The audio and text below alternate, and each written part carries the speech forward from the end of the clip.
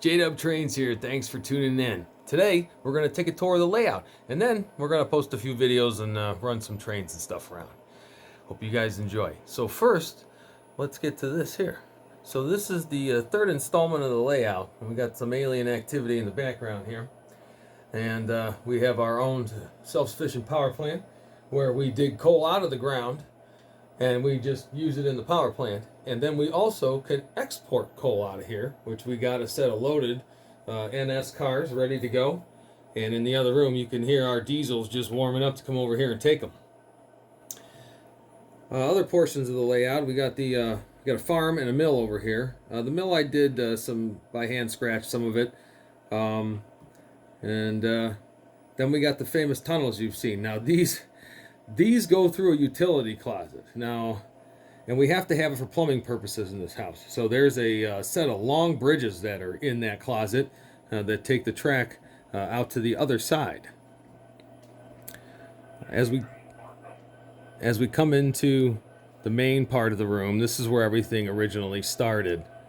On the one side here, it still contains the original 4x8 sheet of plywood that I started the oval part on of the layout at our first house.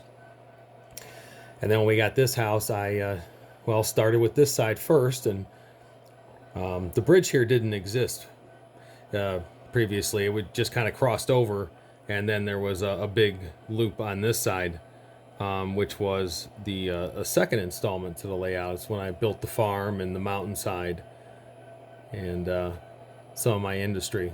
We'll look at that stuff in a second. So I wanted to show you guys this bridge I built from scratch, and I made it out of a thick foam and just painted it and put some hinges on it and used hot glue. And I did that for a reason. I have children, and they like to run through here and through my door there, because we have a decent sized basement, and sometimes it gets ripped off and it's easy to put back on. It lifts right up. Bear with me.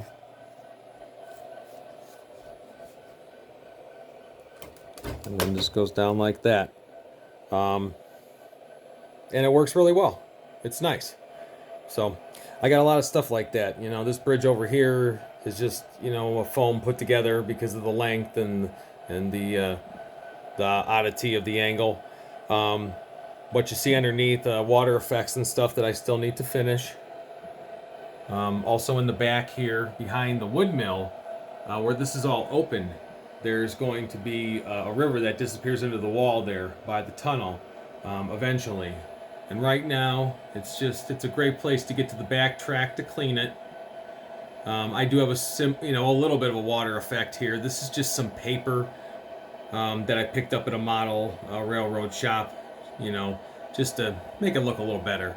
And that's just sitting on a piece of foam, so it's easy to take on and off there to get access to clean. The tunnels were handmade by a gentleman close by to where I live. My father-in-law got them for me as a gift. I have another one as well, but I don't have a place just yet to put it. The engine house I got here, we just installed that this last Christmas. This layout has been a work in progress for about 6 years here, and about a year or so at the first house.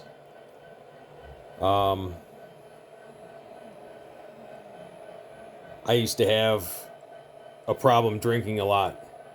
And when I got sober, they told me, "You better get a hobby, son, and I can't be drinking anymore." And I said, "Well, what am I supposed to do?" And they said, "Think of something you've always wanted to do, because you're going to have some extra money now."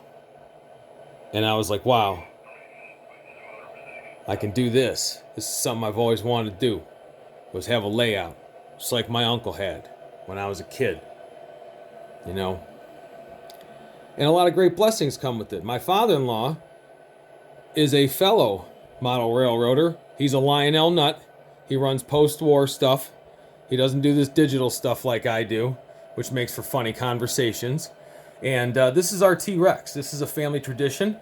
He has one in his layout, and I got one for Christmas last year. And he's very patriotic. You know, he's a true American T-Rex, and I wouldn't dare try to get that flag from him. But he keeps the peace over here and makes sure that everybody does what they're supposed to do. We're going to do a pour here on this pond at a future video. It's a hot plate pour. It's pretty cool stuff.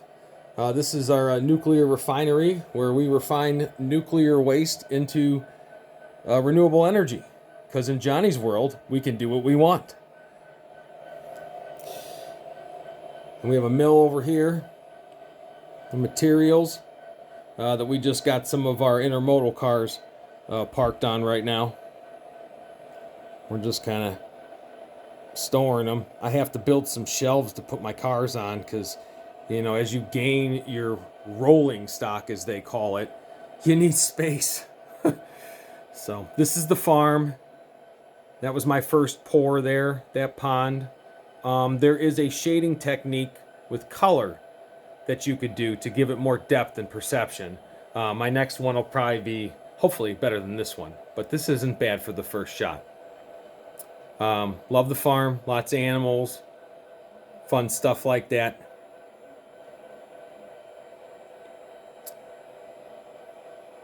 And the mountain and the tunnel and all the bushes and whatnot. That silo I'll change in time, but I just put it there for now. It looked neat. Some old trucks next to the barn. It's pretty cool. So as I go now, I just fill the detail in. I'm not going to do any more track laying. I mean, with the length, the straight part of the track, it's almost 30 feet long. It goes from the one room to the other. And then you got, you know, all the other ins and outs. But it's good stuff. All right, guys. That's enough of the jibber jabber. Let's get to running these beauties. I'm going to change these out here in a second, and we're going to get something else on the track. See ya.